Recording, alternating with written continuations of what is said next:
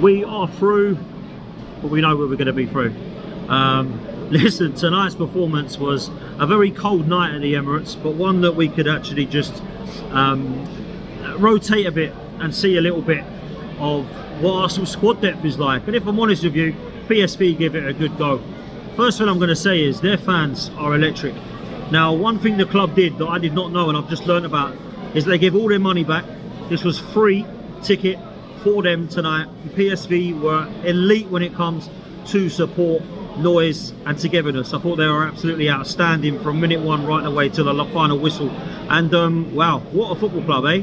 They are run differently to us. Because I can guarantee this, if it was us that was 7-1 down, there is no way that this football club will be giving us money back and free tickets to go to the second leg. So fair play to them, man, as a football club. I think that has to be said straight away. I think that when you look at what that means to the fans, that is a lot of respect and a lot of fair play, because when you go 7-1 down, you have to just be real, the tie's done, yeah? And PSV tonight knew that, but they came, they had a good time. They've clearly been on the beers all day, they've enjoyed the evening, and they gave it a good go tonight. You know, they didn't lose the second leg. It would have been nice for us to have put a few more goals past them tonight, but I think it was job done for Arsenal in the first leg, and this was about getting some minutes in the legs of some of the others. Let's start with the team news. I'm not going to lie to you, if I would have said to you before I knew anything about the results that our front three tonight in the round of 16 would have been Kieran Tierney left wing, Raheem Sterling right wing, and up top Mikel Merino, I probably would have said that there's a shambles. But you know what, tonight it's fair. I think there was 7 changes made from the weekend. Obviously we started with Raya in goal. Good to see Ben White get a chance. Obviously you get the likes of Zinchenko into midfield, Kieran Tierney playing, of course, left hand side. It looked as if at one stage we had about 4 or 5 left backs that were actually playing tonight. Calafiori got minutes, Lewis Skelly got minutes, Zinchenko got minutes, Kieran Tierney got minutes, Kivior as well, who's played at left back for us, of course, got minutes tonight. And look, performance wise, I don't think anybody was shaky. I don't think anybody played too badly, but the majority of what we saw tonight was fairly good, if I'm honest with you. I'd like to start, if I may, with Raheem Sterling, because Raheem Sterling tonight actually did show a little bit of fight, a little bit of character and the right attitude and mentality. For the first time in what has been a long few months since he signed for Arsenal, we actually saw a little bit of what Raheem Sterling can do. And a little bit of the Raheem Sterling of old, in terms of beating the players, in terms of looking lively, in terms of creativity and going forward. Got on the assists sheet tonight twice. Should have scored, if I'm honest with you, went clean through. And a bit of a poor finish, if I'm honest. One of which hit the post. I think there was another one that actually hit the post as well in the second half, and you just thought this is not going to be the time that we see Raheem Sterling score for Arsenal. But actually his performance was pretty good. I was particularly impressed with the Declan Rice header. Although I thought the goalkeeper should have done better, the movement and the assist from Raheem Sterling was really good. So I've got to say big up to him tonight, because sometimes you've got to look at that signing and go, wow, that was really poor. But when he does play well, you've got to give him praise. And there's only really been a couple of times that I've been impressed with him. I saw him against Bolton and Crystal Palace in the Carabao Cup games and thought he was actually all right. And I thought he was good again tonight. So fair play to him. You can't say any better than that, to say, do you know what? You come on and you showed a little bit of quality. And if I'm honest with you, there's been games, many of them, where I've seen Raheem Sterling start or come on as a sub. This season it hasn't been that way, right? So fair play to him. Zinchenko. I've always said Zinchenko is fine on the ball. I've always said Zinchenko's comfortable. Technically gifted maybe, but only going forward. Defensively, I've never been a fan. And at left back, I've seen him beaten so many times. And I'm wondering why we didn't actually see him in midfield more. Because he looks comfortable there. He was driving us forward in that position. It was a really, really good goal. Worked well by the team, but obviously well played by Sterling to feed the ball into him. And then the rest is just Zinchenko.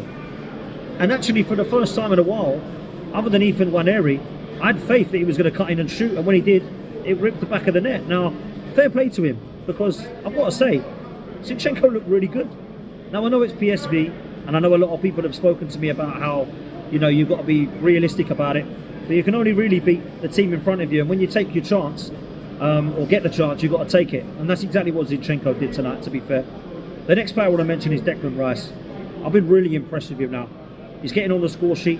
He's been a player that I've questioned in this position in terms of this attack-minded 8. And I think tonight, it was a little bit all over the place again. And I think if he is going to drive us forward and be this box-to-box, we need to see some performances that are consistent in that position. And I think Declan Rice is now starting to do that for the first time in a while.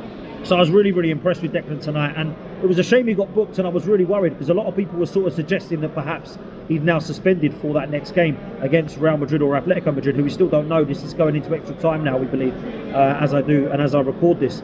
So who we get, I really don't know. People who want Real, some people want Atleti. It's going to be tough, whatever. But Declan Rice is fit, we believe, and is not suspended for that next game to play, so he will be able to start for the Arsenal. Saw the subs come on tonight. I was a little bit surprised, if I'm honest, because Martinelli and Timber actually were on yellow cards, so I don't want to be seeing them two getting suspended for that game. So it was a bit of a risk to bring on those players. And Martin Odegaard, of course, hasn't really been in the best of form of late, to be honest, and we're in a situation with him that we just believe that perhaps he needs a rest, and it was quite good that he didn't start tonight. I think that's exactly what he needed. He came on and he had some nice touches, to be honest with you. I was quite glad that he didn't risk Ethan tonight. I didn't think there was any need for that. But the next player I would like to mention is Kieran Tierney. Now, this is probably one of the most disrespected players at Arsenal in the last 5 years. The guy's been good. The guy's been consistent. He's played at left centre-back, left-sided in a free, and at left-back. He's played at left wing-back and left wing now. And every time I see him, he has a professional performance. His attitude is second to none. He's got a winning mentality. It's the right professionalism and mentality as a footballer that I want to see at the Arsenal. And actually, I think he's our most decorated player right now, yeah? So I look at what he's done in the game, and I think, yeah, this is the sort of player that I actually want to be seeing long term in the Arsenal lineup for me. So I'm a little bit kind of gutted that we haven't been able to see a lot more of him. And I think when you look at what Kieran Tierney's about, he's always going to give you 110%. And some of the balls that he's whipping in crosswise at the moment has been superb. It really has. The problem we've got at the moment is no one's on the end of it. And Mikel Merino is not really a centre forward. I've seen again tonight him dropping deep. I've seen him trying to be up there and cause some havoc for himself. And on the ball, he looks fairly comfortable at times. He uses his physical attributes enough. But I need to be seeing more from him, in my opinion. And I need to be understanding what position he is. Because right now, I don't really understand what Mikel Merino is at Arsenal. He's playing deep, he's playing forward, he's up top. He's a kind of attacking midfielder, he's box to box. And I think he needs a set position, and I believe that next season he'll probably become a bit of a squad player at Arsenal. As I say, as we record this, I don't know who's going through. It's a Madrid team, and it's going to be difficult, whoever. Real Madrid, Atletico Madrid, whoever it is, we are going to have to put out some miracle performance. Because the way we're playing at the moment, it don't look great. Now, a lot of people are saying they want Real Madrid because of the way they play. They'll come at us and they'll actually give us a go. The problem with that is they've actually got some quality. PSV, they came out and give it a go against us and they got hammered 7-1, but they don't have Mbappe up front. They don't have Vini Jr., don't have Rodrigo, don't have Jude Bellingham in the side. Atletico Madrid as well, let's just be real, Diego Simeone can do a number on us. The only reason I'll say I want Atleti is because I never want Real Madrid in the Champions League. I never want them in Europe, any European competition. They're the kings of it. The thing about Diego Simeone's side is I know how they're going to play. They're going to come and make it very, very difficult. And I think we just have to go into battle and just see if we can stink our way through it. I don't think we've got any chance of winning this competition. I've got to be real. I don't think we've got the front men for it. I don't think we've got the outlet for it. I don't think we've got a focal point at the moment. But if I said to you that this game, whoever we play, the team is going to be Raya in goal. We've got a good goalkeeper. We've got Timber or White. They're good fullbacks. Lewis Skelly, good fullback. Gabriel and Saliba, solid. Partey, Rice, Odegaard, pretty solid midfield. Saka back, Martinelli back, and Ethan. With Trossard coming on, Merino can come on, and then of course we've got the players you mentioned tonight that started that could come on if they really need to. And I would say then we've actually got our best 11 other than Kai Havertz up top. And I don't mind Ethan being up there. Whether we play Ethan wide and maybe Saka wide and Martinelli through the middle, whatever we do, we've got options there for them to chop and change it a little bit. So let's just make the Emirates loud. Let's just get behind them and let's see where we go in this next round. Because for me, everyone's written us off. And do you know what? I'm probably guilty of doing that as well. Only because I've got a pair of eyes and I can see at the moment we're struggling. But we've got to go there and believe that we can actually get across the line. And somehow, some way, we've got to try to do it. Because if we do get past the Madrids, or whoever we're going to get, it looks like we're going to then get potentially Villa or PSG. And then, in that semi-final, we stink our way through that. It's going to roll the dice to either a Bayern Munich side, an Inter Milan side, or in my opinion, probably and more likely a Barcelona under Hansi Flick. So we're not going to get any easier, people. It's not going to get any easier.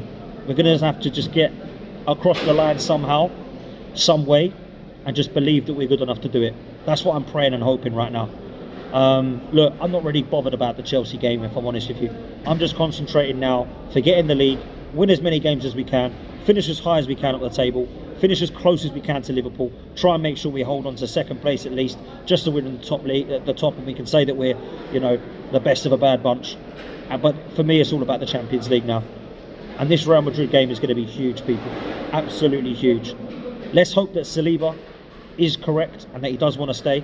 Let's hope Andrea Berta, gets to a stage where he comes in and we have a good summer and we go again. That's all we've got to cling on to at the moment. I know what the problems are. I know that the manager for me isn't good enough to get us across the line. I'm not convinced. I'm not convinced the ownership have got the ambition. But right now, all we can do is cling on to that Champions League because it's all we've got. Big up, people. Make sure you hit the like button. Make sure you hit subscribe, and I'll see you on the next one.